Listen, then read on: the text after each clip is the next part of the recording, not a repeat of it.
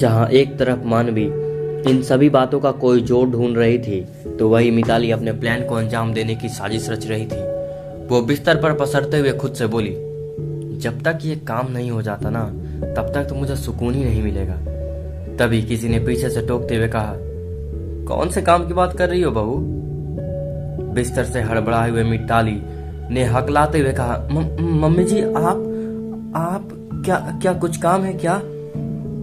दरअसल वो औरत कोई और नहीं बल्कि युग की माँ आरती जी थी। आरती जी को अचानक देख मिताली डर गई थी कि कहीं इन्होंने उसकी बातें सुन तो नहीं ली। इसीलिए मिताली ने बातों को घुमाते हुए कहा, मम्मी वो ऐसा कुछ नहीं है। आरती जी, अरे क्या हुआ बहू, बोलना। मिताली, मम्मी मैं आपको नए साल पर कुछ देना चाहती हूँ, वो भी कुछ बड़ा धमाके जैसा।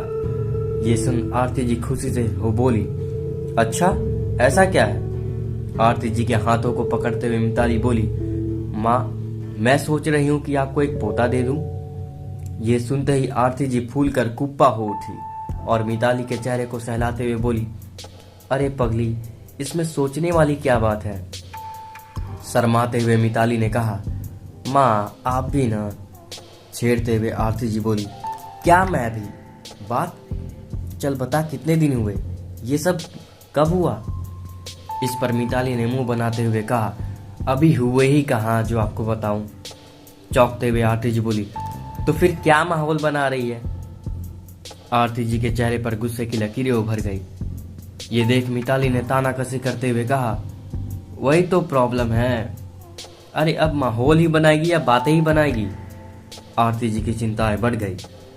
आरती जी की परेशानी देख मिताली मन ही मन खुश होते हुए बोली, एक बार, बस एक बार ये बुढ़िया मेरे जाल में फंस गई ना, तो मेरी तो निकल पड़ी, फिर तो युग मेरी मुट्ठी में होगा। इतना सोचते ही उसने रोनी सी सूरत बनाते हुए कहा, माँ वो युग। इतना कहते ही मिताली ने अपना सर आरती जी के कंधे पर जा टिकाया और धीमे से बोली, मुझे कहते हुए शर्म आ रही है, मगर कहना भी जरूरी है, वरना कल को लोग कहेंगे कि बहू बांझ थी। मगर यहाँ तो खेल ही उल्टा है। मिताली ने अनसुलझी बातें सुन आरती जी का दिल जोरों से धड़क रहा था। उन्होंने खुद से कहा, तो क्या मेरा बेटा? नहीं नहीं, ऐसा नहीं हो सकता है। तभी मिताली बोली, माँ मैं क्या करूं? युग वो सब करते ही नहीं है जिससे मैं प्रेग्नेंट हूं, वो तो मेरे पास तक नहीं आते। मिताली ने नौटंकी करते हुए रोनी सूरत बनाकर रोना शुरू कर दिया।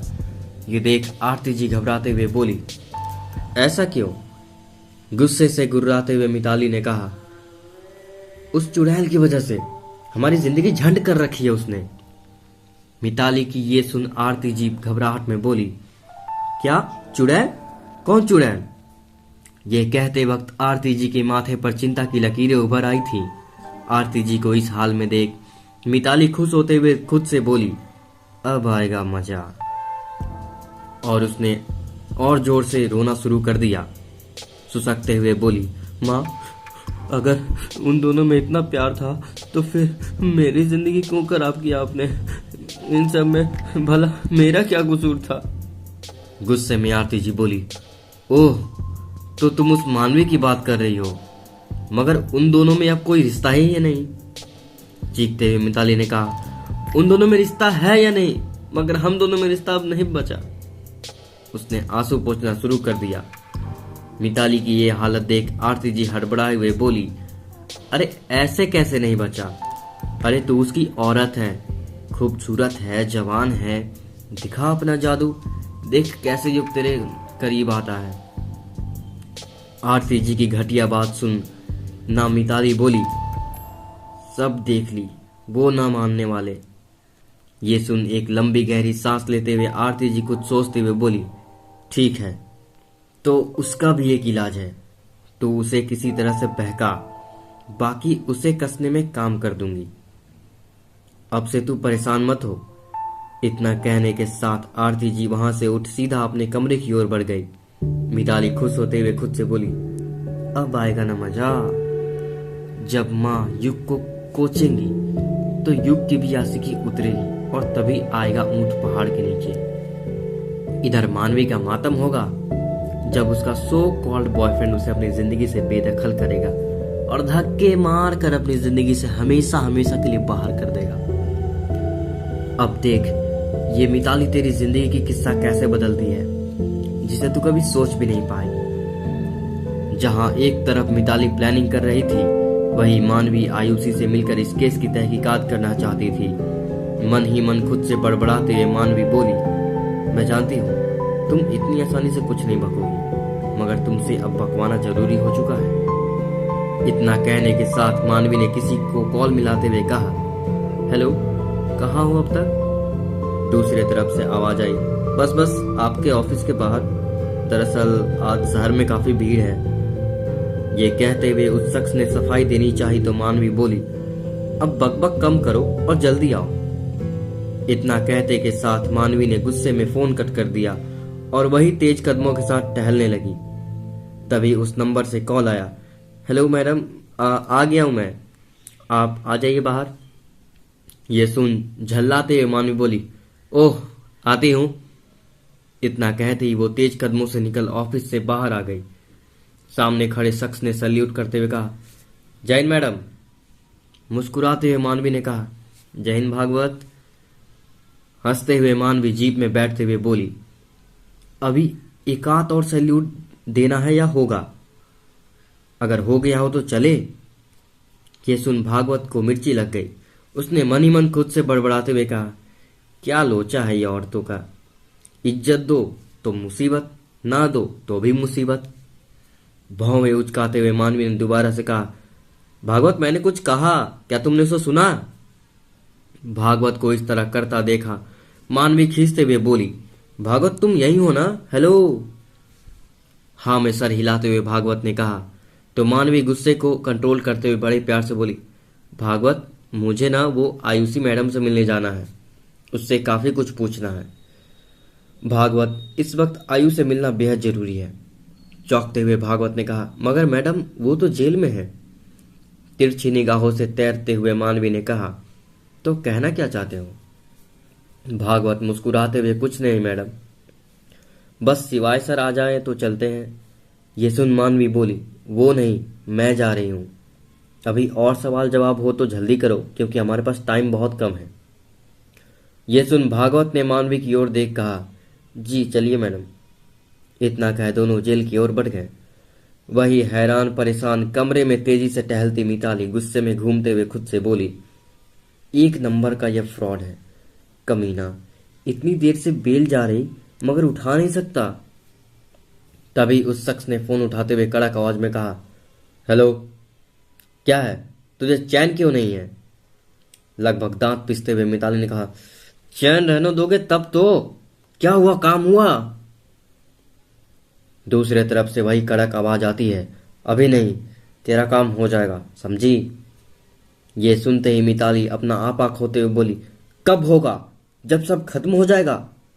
तो एक नंबर का कमीना और फ्रॉडी है।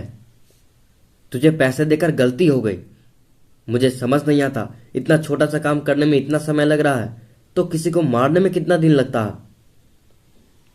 इस बार उस शख्स ने खिसियाते हुए ऊंची आवाज में कहा, ज्यादा चबर चबर मत कर, तेरे काम का पैसा लिया हूं, अपना भेजा खिलवाने का नहीं, नहीं तो तेरे को डेमो दूं। अब एक लफ्ज भी निकला ना तो तुझे जान से मार दूंगा। ये सुन मिताली सन्न रह गई। उसने बचाव करते हुए कहा, वॉट रबिश, ये क्या पागलों वाली बात है, तुम मुझे क्यों मार रहे हो? उस शख्स ने खिसियाते हुए कहा, तेरा मुंह बंद करने के लिए। ये सुन मिताली ने कहा, बड़े ही वाहियात किस्म के हो।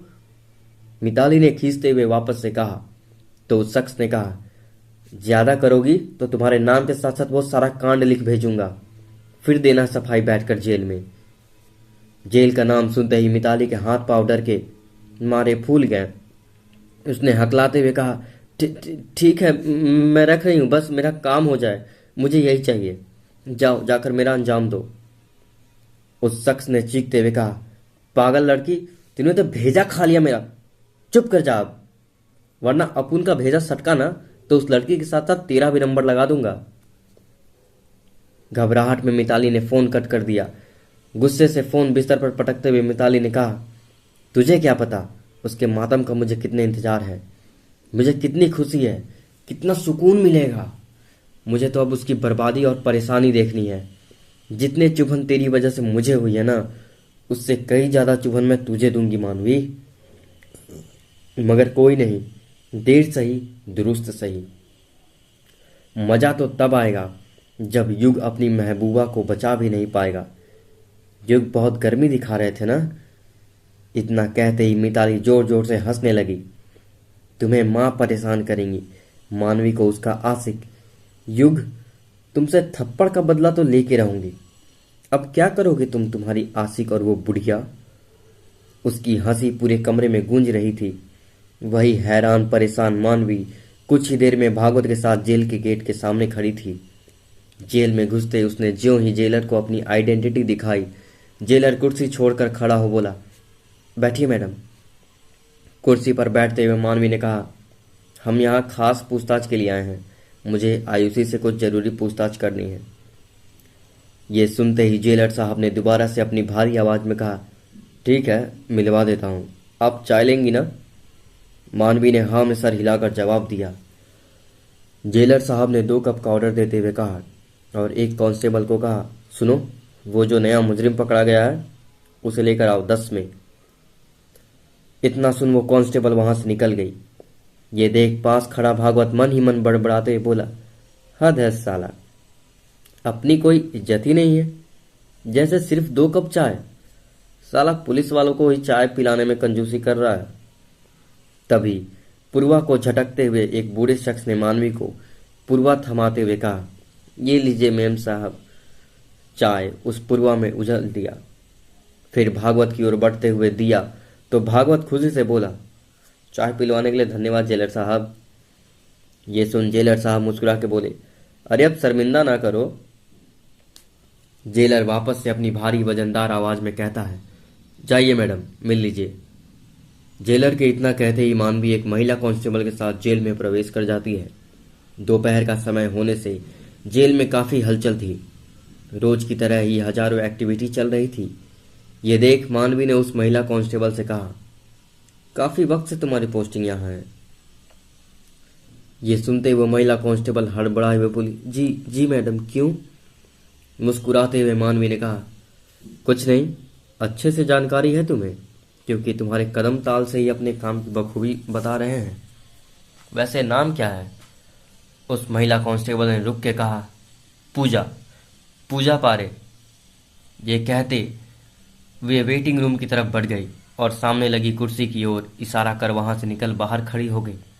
पूजा को बाहर जाते देख मानवी ने झट से अपना फोन अदला बदली करते हुए कहा, भागवत, जैसी बातें तय हुई थी उसके लिए तुम तैयार हो ना? भागवत ने टसन में कहा, यस मैडम। हाथ में खाने की थाली लिए आयुषी एक लंबी कतार में खड़ी हुई थी। उसका मन झुंझलाते हुए खुद से कहा, सब तेरी मूर्खता का परिणाम है। ना तो मुझे सिवाय से मोहब्बत होती, ना तो सिवाय का जाप करती, ना ही मैं इरफान से झूठ मूठ का रिश्ता रखती, ना ही ये पंगे अभिषेक से होते, ना ही अभिषेक से मिलती, ना ही उसके गैंग से जुड़ती, ना ही मैं इस घटिया जाल में फंसती। जरूर उस अभिषेक ने ये सब प्री प्लानिंग कर रखी थी, जिस वजह से मैं उसके जाल में फंसती चली गई। इस मूर्खता के बदले मुझे क्या मिला? ये जेल। इतना कहते के साथ उसने अपना दाहिना हाथ भींचते हुए कहा, पापा का नाम अलग ही बदनाम हो रहा है, वो भी मुझसे काफी ज्यादा नाराज है। हे भगवान, कोई तो सहारा दो। तभी पीछे खड़ी लड़की ने जोर से धक्के मारते हुए कहा, ए लड़की, चल जल्दी से पीछे हो, समझी? पहले मैं खाना लूंगी। उसकी दादागिरी देख आयुषी ने घूरते हुए उस लड़की से बड़ी नरम आवाज में कहा, क्या हुआ, धक्का क्यों मारा? उस लड़की ने इस बार गुस्से में कहा, क्यों रे, तुझे कुछ ऊंचा सुनाई देता है क्या? इतना कहे वो जोर से हंसने लगी। तो आयुषी ने गुस्से में कहा, चुपचाप लाइन में खड़ी रहो, नंबर आने पर तो तुम्हें भी खाना मिल ही जाएगा। ये कहते आयु ज्यों आगे मुड़ी, उस पीछे खड़ी लड़की ने पंच के इस्तेमाल से उसके पीठ पर वार कर दिया और धमकाते हुए बोली, तुझे इधर रहना है ना तो हमारे कायदे कानून जान ले, समझी क्या? ज्यादा चाव चाव और चपड़ चपड़ इधर उधर मत कर, मुंह बंद कर और साइड हो ले, मांझी बाई से टक्कर नहीं लेने का, समझी क्या? मांझी की यह बात सुनते ही आयुषी भी कहाँ चुप रहने वालों में से थी। उसने बड़े ही ताव से कहा, क्यों रे, तू इधर की गुंडी है क्या, जो खुलेआम बड़ी बदतमीजी दिखा रही है? तेरे को तो बात करने तक की तमीज नहीं है रे। चल अब नंबर आने दे और अपना खाना ले। इतना कहते आयु ने जब अपनी नजरें चारों तरफ घुमाई तो मंजर बेहद खौफनाक था। हर कोई उसे यूं घूर रहा था मानो उसके शरीर पर परखच्चे तक ना छोड़ेंगे। आयु समझ चुकी थी। उसने मांझी से टक्कर लेकर एक और सामंत का न्योता दे दिया। गुस्से से मांझी ने आयु को खींचते हुए कहा, तेरे को बहुत तेवर है ना, चल तुझे खाना खिलाती हूं। इतना कहते के साथ वहां का माहौल बदल गया। मांझी आयु को लाइन से निकाल घसीटते हुए उस सामने खड़ी महिला के पास लेती है जो खाना परोस रही थी। मांझी ने ऊंची आवाज में चिल्लाते हुए कहा, ए तारा, चल इसके प्लेट में खाना डाल। सामने खड़ी महिला तारा खींचते हुए बड़बड़ाते हुए लहजे में बोली, क्या रे मांझी, काय को तू रोज रोज झगड़ा झंझट करती है रे? कौन सी तेरी ये रिश्तेदार है जो तू इसे पहले खाना दिला रही है? जब तक सोती है तभी तक जेल में शांति रहती है, वरना खुद को फूलन देवी की बहन समझती है, भोंसड़ी वाली। ये सुन मांझी ने अपनी बत्ती सी झाड़ते हुए कही, क्यों रे तारा, बिना गाली गलौज किए तेरा काम नहीं चलता क्या? तू चुपचाप अपना काम करना रे। तारा मांझी का गुस्सा बेहतर जानती थी। उसने आयु की थाली में खाना छप से डाला तो आयु के मुंह से निकला, यक, छी, शिट, मैं ऐसा खाना कभी नहीं। इससे बेहतर है कि मैं भूखे मर जाऊं। इतना कह आयु थाली वहीं पटक लाइन से बाहर आने की सोची कि तभी किसी ने उसके हाथ में से थाली छीन हंसते हुए कहा, ए, ऐसे भी तेरे लिए नहीं है ये रे। इतना कह मांझी कुछ यूं खाना खा रही थी मानो सदियों से भूखी हो। उसे देख आयुषी की आंखें फटी रह गई। आयु की दंग आंख से ये बयां करने की सहमत नहीं थी कि वो जो देख रही है वो सच है। तभी मांझी ने तेज आवाज में कहा, ए तारा, इस बेचारी को तू वो मैदा वाली रोटी और लजीज पनीर कोफ्ता खिला दे रे। इतना कहते ही वो ठहाके के साथ हंसते हुए आगे बढ़ी तो आयु को गुस्सा आ गया। उसने गुस्से में कुछ कहना चाहा कि तभी सामने से आवाज आई, ए लड़की, झगड़ा झंझट मत कर, निकल यहां से। सब इंस्पेक्टर की तरह ताव लिए उस कांस्टेबल ने दोबारा से कहा, ए लड़की, कोई तुझसे मिलने आया है, चल जल्दी। ये सुन आयु खींचते हुए बोली, क्या है, तुम सबने मुझे ए लड़की बना रखा है? मेरा नाम है कुछ? उसने घूरते हुए आयु को देखा तो आयुषी खुशी से बोली, वैसे कौन आया मुझसे मिलने? कांस्टेबल ने आगे चलते हुए कहा, चलकर खुद देख लेना। ये सुनते ही आयु लगभग खुशी से बोली, ओह पापा, मुझे पता था कि आप इतनी देर तक नाराज नहीं रह सकते हो। इतना कहते के साथ आयुषी की आंखों में से एक आंसू उसके गालों को छूते हुए लुढ़क गए। वो मन ही मन बड़बड़ाए जा रही थी, पापा, मैं यहाँ एक पल नहीं रह सकती। इस जेल में हर सदस्य को बहुत एटीट्यूड है। खुद से बड़बड़ाती आयु उस कांस्टेबल के पीछे पीछे चली जा रही थी कि तभी रूम में घुसते ही वो चौंक गई और उसकी आंखें फटी की फटी रह गई। उसके कदम वहीं ठहर गए। उसने सोचा था कि उसके पापा उससे मिलने आए होंगे, मगर सपने में भी नहीं सोचा था कि ये उनसे मिलने आ सकती है। उसने सामने देखा तो सबसे बड़ी उसकी दुश्मन मानवी बैठी हुई थी। उसने मानवी को देख मन ही मन कहा, ये यहाँ क्यों आई है? आयु को यूं चौंकना मानवी समझ गई थी, इसलिए मानवी ने जानबूझकर इमोशनल होकर, आयु, ये क्या हो गया? मैं आज ही भोपाल से आई तो पीयूष ने पूरी बातें बताई कि तू कैसे जेल आई। ये सुन मैं तो हैरान रह गई। ऐसा क्या हुआ? मुझे बता, मैं इस नरक से तुझे निकाल के ले चलूंगी। मानवी की बातों को सोचते हुए आयु खुद से बड़बड़ाती हुई बोली, रहना तो मैं भी नहीं चाहती। तभी थोड़ा और नजदीक पहुंच मानवी ने उसकी आंखों में झांकते हुए कहा, मुझे बता, किसने किया ये सब? कुछ सोच आयुषी ने कहा, सिवाय। सिवाय का नाम सुन मानवी सन्न रह गई, मगर उसे पता था कि आयु कुछ ऐसा ही करेगी, इसलिए उसने बातों को घुमाते हुए कहा, क्या सिवाय? वो ऐसा क्यों करेगा तेरे साथ? दरअसल मानवी ने यह बात जानबूझकर रखी थी, क्योंकि मानवी ये अच्छे से जानती थी कि आयुषी उससे चिढ़ती है, जिसकी वजह शिवाय है।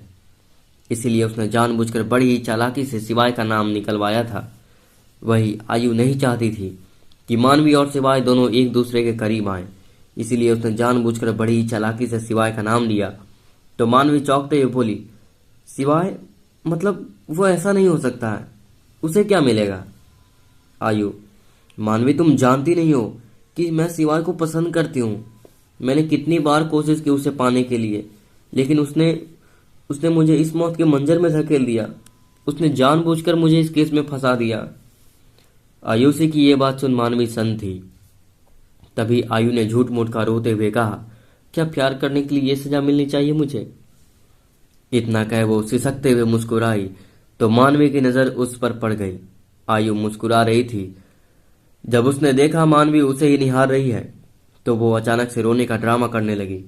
तो मानवी बोली, आयु, तुम्हारा ड्रामा पूरा हो जाए तो मुझे बता देना।